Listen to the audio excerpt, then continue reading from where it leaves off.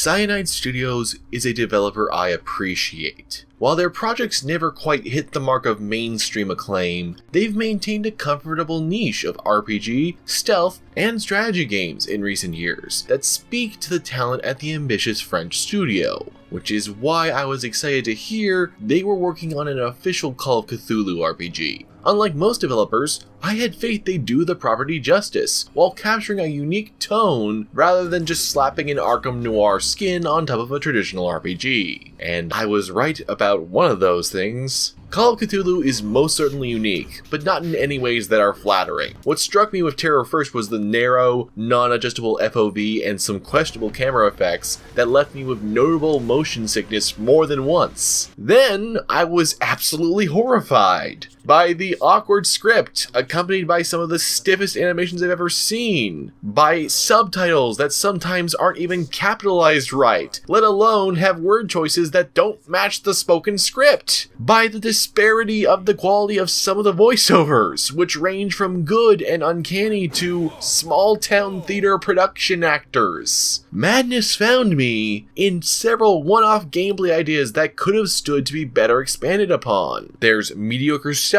that's been done better in dozens of other games, and barely there action sequences that fail to even tell you how many bullets there are in your gun. However, the majority of your time is just spent holding down the A button at things and people, with very few puzzles taxing you to bother with even thinking, and many conversations boiling down to exposition dumps with a single branch blocked off by not investing enough stats somewhere. And those RPG stats, they are the only RPG element in the entire game. And some serve virtually no purpose outside of maybe one use. I invested up to rank 4 of strength, and it never gave me any benefit at all. The only attributes that seem worth investing in are investigation, locating hidden items, and the occult, with psychology and eloquence coming up maybe a half a dozen times each. So just pick whichever one you favor, even though they're fairly redundant in their role. You can only research medicine and the occult by finding items, and medicine scarcely ever proved useful or ever seemed gated by my low rank. The entire system is superfluous to what feels like should have been a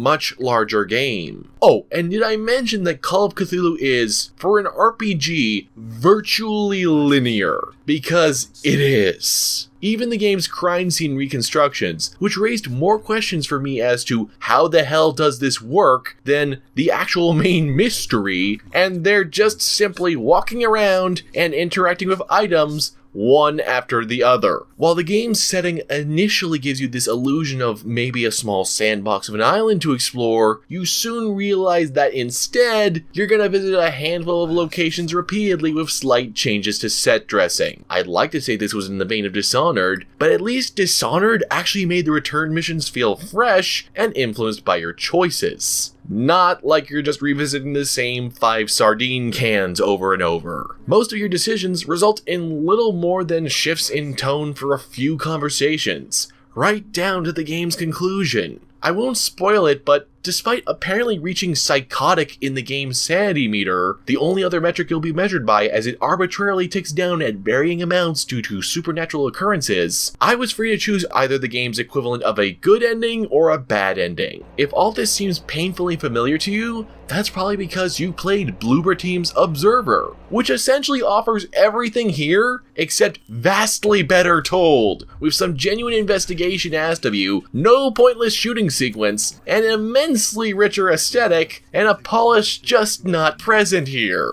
Which I don't simply mean graphically, though this does tend to look and feel more like a remastered Xbox or PS2 game. The level design's certainly that small. The audio balancing and 3D spacing is incredibly off, with conversations behind walls sounding like they're inside your ear.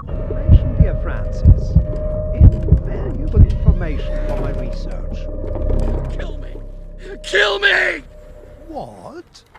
If you don't kill me, he will. My poor friend. I fear your mind is lost forever.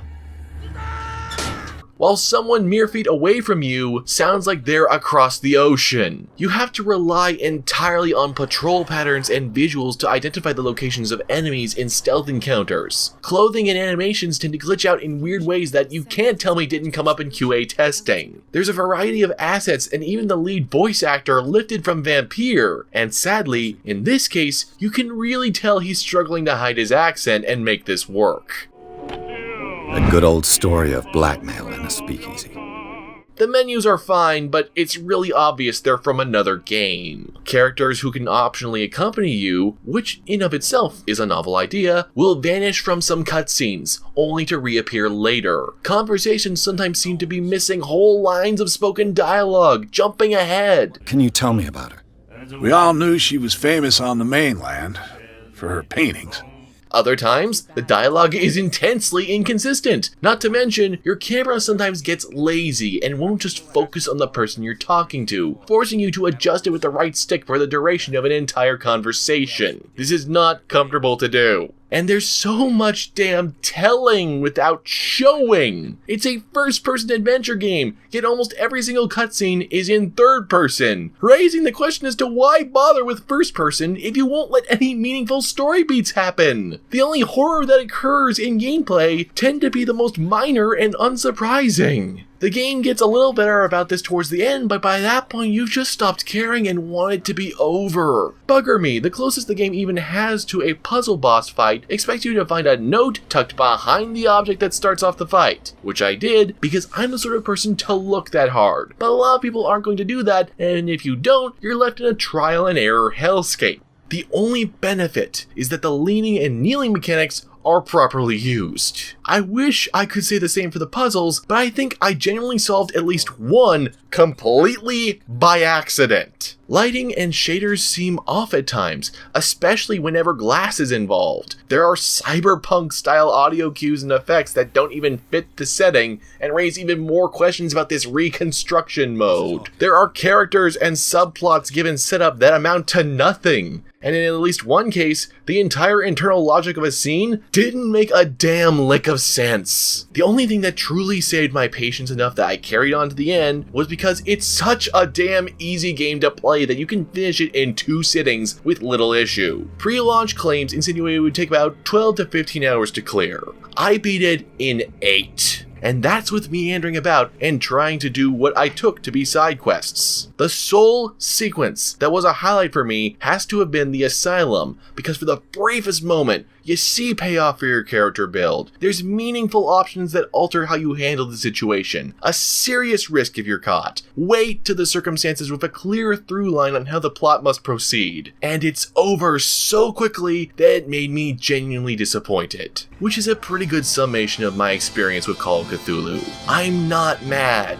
I'm just disappointed. 4 Eldritch chance of revocation out of 10. If you enjoyed this video and would like to see more of them, please be sure to like and subscribe because that actually helps a lot. And if you didn't like it, then please feel free to give a thumbs down, but also let's try and keep things simple in the comments section, yeah? Oh, and if you really like this video and would like to help ensure I can do more of these things, then please head down to the description and follow a link to my Patreon where you get special goodies if you chip in and help make this channel a reality. I'm the Unabridged Gamer, signing off.